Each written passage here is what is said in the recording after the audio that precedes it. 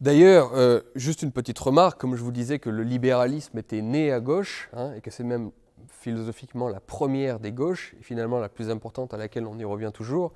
à laquelle on revient toujours, finalement même le capitalisme est neutre. Mais s'il devait avoir une coloration, contrairement à ce que l'on croit, eh bien il serait beaucoup plus de gauche en réalité. Alors ça va vous surprendre, parce qu'évidemment, toute la gauche, notamment au XXe siècle, s'est construite contre le capitalisme, croit-on.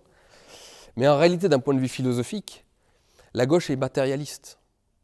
tandis que la droite est anti-matérialiste.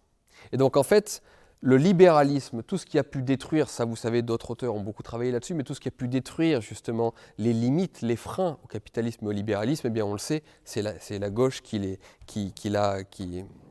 y a conduit. C'est la gauche qui a détruit la famille, l'Église, tout ce qui était encore, tout ce qui constituait des barrières, des freins au marché. Donc à la limite même, quitte à ce que ça vous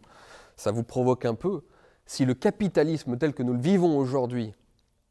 doit avoir une couleur politique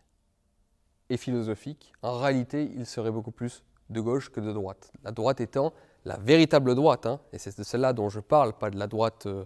actuelle, pas de la droite depuis 30 ans, la véritable droite est antimatérialiste, donc, et